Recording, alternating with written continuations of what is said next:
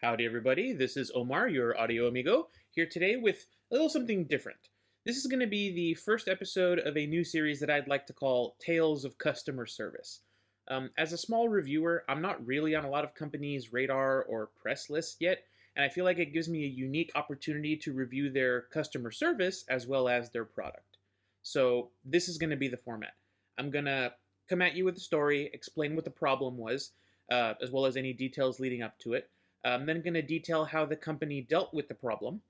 And then at the end, I'll let you guys know how happy I was with the solution and give them a rating on my brand new Audio Amigo customer service rating scale, which goes like this. A is A plus service, which means I had no complaints at all. They handled my problem with no issues.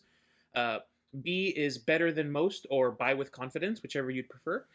There's some room for improvement in some of the way that they handled things, but overall it was a very good experience, and I feel that they're above average in that aspect.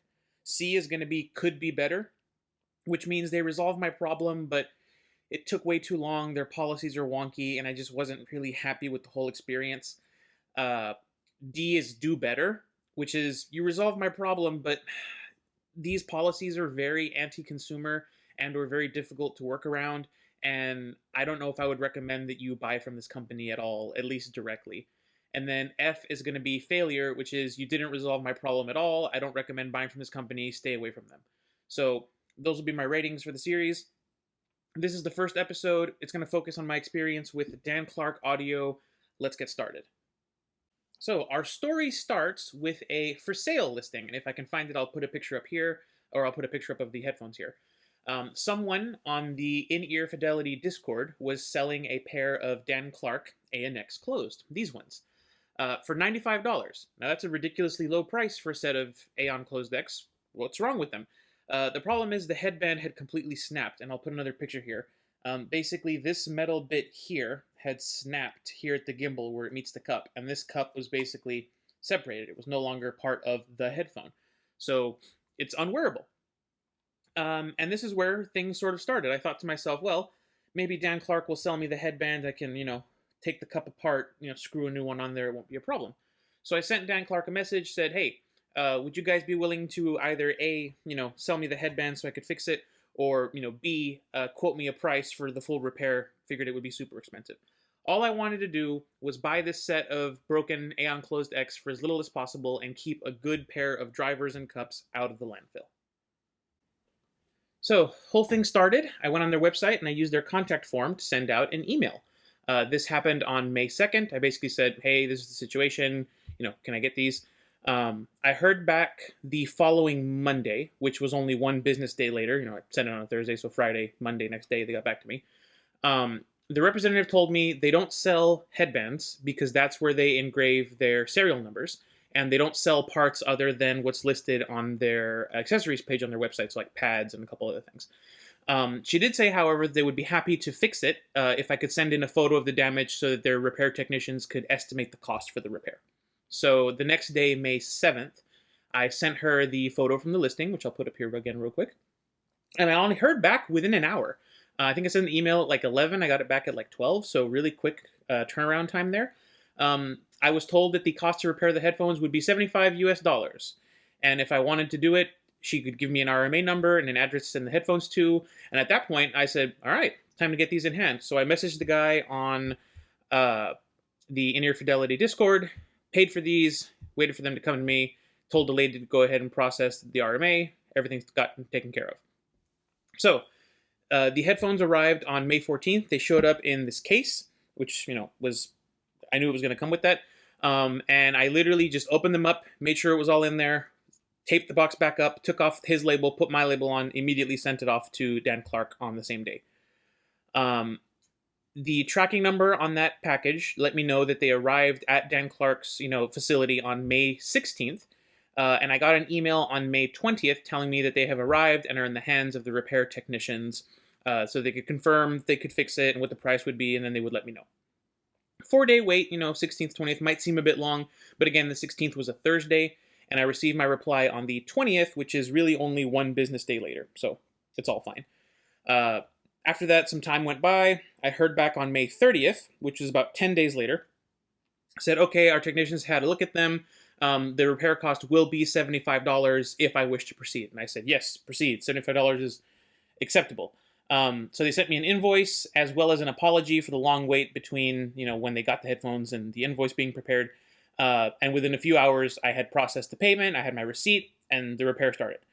And then I got to wait. Waited 1 week, didn't hear anything. Waited 2 weeks, didn't hear anything. Lost patience. It's my first time really having headphones repaired. I understand it takes a while, but I was excited. So June 17th, I sent them a mail, 2 full weeks after my payment cleared. And I said, hey, any update on my RMA? Gave them my RMA number. I heard back within 2 hours, and I got an apology, and I was told, hey, your headphones are in the hands of our technicians. They're being worked on. As soon as they're ready, we will email you a tracking number and let you know when they go out. Sorry about that. Okay, no problem. So another week goes by, and then another week goes by. I hear from them on July 2nd, which is another 2 weeks after that first email, the second email.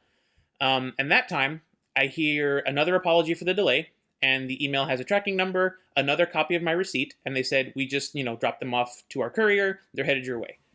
4 days later, July 6th, these came in, perfectly repaired, fully functional, beautiful. In the case I shipped them, and they included an Aeon box for me, which, is kind of nice. So, yeah, that's how things got resolved. So how would I rate Dan Clark's service overall? How did I feel as a customer? Well, first of all, I'm really happy they offered to fix the headphones in the first place. When I was messaging them, you have to consider from their perspective how this comes off. This is a guy who doesn't own our product. He's thinking about buying a broken version of our product, used, and then sending it to us to get it fixed. They would have made way more money telling me to just buy a new set. They would have made more money charging me, $150, $200 to fix these. They would have made more money telling me, oh, we can't fix them. We can't tell you if we'll fix them until you're in your possession yet. But no, they immediately replied. They tried to help me out. It is clear to me from the way their customer service representative spoke to me, they would really rather keep their product out of the landfill. They want to stand behind the build quality of their headphones and help make goodwill to a new customer that could become a repeat customer. I respect that a lot as a company. I know they're a bit smaller than some of the other bigger companies, and I think that's a really great way to approach things. I had 0 complaints with the speed of the communication. I typically expect to hear back from a company between 1 to 3 business days after I send an email. They routinely got back to me within 2 business days, and half the time I was responded to on the same day. It does help I'm in the same time zone as them, so if you're in another country or not in the US, that might not hold true for you, but for me at least, I heard back almost immediately on the same day. That's faster than other brands that have representatives sort of in my time zone, so I give them points for that. The cost to repair the headphone, as I mentioned, being $75 was really, really low. I had seen some stories from people getting headbands fixed or drivers fixed on Odyssey and other companies, and they were being charged, $200, $300, $400 sometimes for the repair. I was expecting to pay, $200, half the price of what one of these would cost new. Getting a quote of $75 from them was a very, very pleasant surprise. In all honesty, my only complaint of this whole process was the time it took to get the headphones repaired.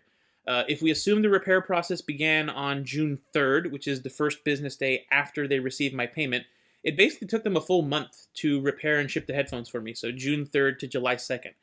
It's a long time to wait, but, I don't know anything about their team down there in their facility. I don't know how many technicians they have. I don't know if that's their factory plus repair facility plus warehouse. I don't know how many, staff they have on hand processing things. It could be that they were just super small and were dealing with a lot of things at the time, maybe releasing something, preparing to release something. I don't know.